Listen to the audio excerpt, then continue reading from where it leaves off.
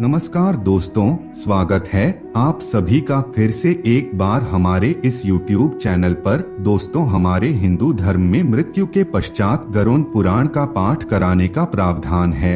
ऐसी मान्यता है, गरुड़ पुराण का पाठ कराने से मृत आत्मा को शांति और मोक्ष की प्राप्ति होती है। आपकी जानकारी के लिए बता दें, गरुड़ पुराण में मृत्यु के पश्चात होने वाली गति के बारे में अच्छे से वर्णन देखने को मिलता है। गरुड़ पुराण भगवान विष्णु और गरुड़ के बीच हुए संवाद का एक प्रसंग है, जिसमें भगवान विष्णु गरुड़ को मृत्यु के पश्चात होने वाले जीवात्मा की गति के बारे में अच्छे से बताते हैं।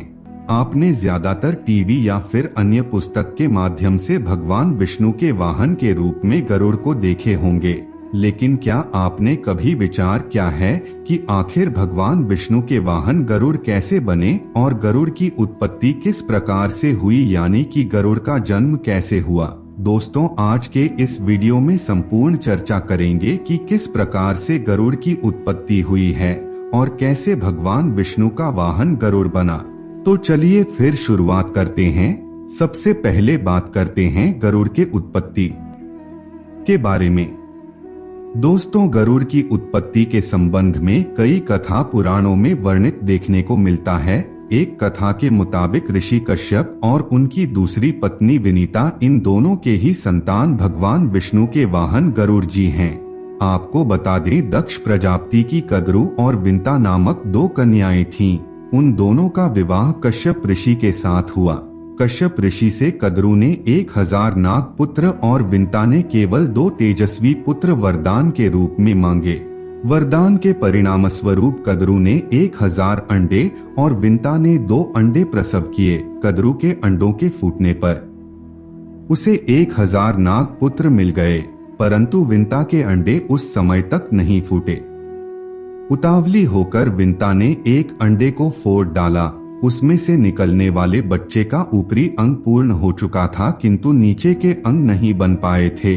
उस बच्चे ने क्रोधित होकर अपनी माता को शाप दे दिया कि माता, तुमने कच्चे अंडे को तोड़ दिया है, इसलिए तुझे 500 वर्षों तक अपनी सौत की दासी बनकर रहना होगा। और कहा कि ध्यान रहे, दूसरे अंडे को अपने से फूटने देना। उस अंडे से एक अत्यंत तेजस्वी बालक होगा और वही तुझे इस शाप से मुक्ति दिलाएगा। इतना कहकर अरुण नामक वह बालक आकाश में उड़ गया और सूर्य के रथ का सारथी बन गया। समय आने पर विंता के दूसरे अंडे से महातेजस्वी गरुड़ की उत्पत्ति हुई। इस प्रकार भगवान विष्णु के वाहन गरुड़ की उत्पत्ति हुई। अब चलिए जानते हैं कैसे गरुड़ भगवान विष्णु का वाहन बना। दोस्तों, महाभारत के आदि पर्व में कहा गया है कि जब गरुड़ अमृत लेकर आकाश में उड़े जा रहे थे, तब उन्हें भगवान विष्णु का साक्षात्कार हुआ। भगवान ने उन्हें वर देने की इच्छा प्रकट की, जिसके बाद गरुड़ में वर मांगा कि वह सदैव उनकी ध्वजा में उपस्थित रह सके, साथ ही बिना अमृत को पिए ही अजरमर हो जाए। गरुड़ की बात सुनकर भगवान ने उन्हें वर दिया। तब गरुड़ ने भगवान विष्णु से कहा, मैं भी आपको वर देना चाहता हूँ। इस पर भगवान ने उसे अपना वाहन होने का वर मांगा। कहते हैं कि तब से गरुड़ भगवान विष्णु के वाहन हो गए। शास्त्रों में वाहन का अर्थ ढोने वाला बताया गया है, वहीं वेदों को परमात्मा का वहन करने वाला कहा गया है, इसलिए तीनों वेद के वाहन गरुड़ हैं। इसके अलावा भागवत पुराण में कहा गया है कि सामवेद के बृहद और अथांतर नामक भाग गरुड़ के पंख हैं और उड़ते समय उनसे साम ध्वनि निकलती है, इसलिए गरुड़ को सर्ववेदमय विग्रह कहा जाता है। साथ ही गरुड़ को वाहन कहने का अभिप्राय यह भी मान जाता है कि भगवान विष्णु का विमान गरुड़ के आकार का था।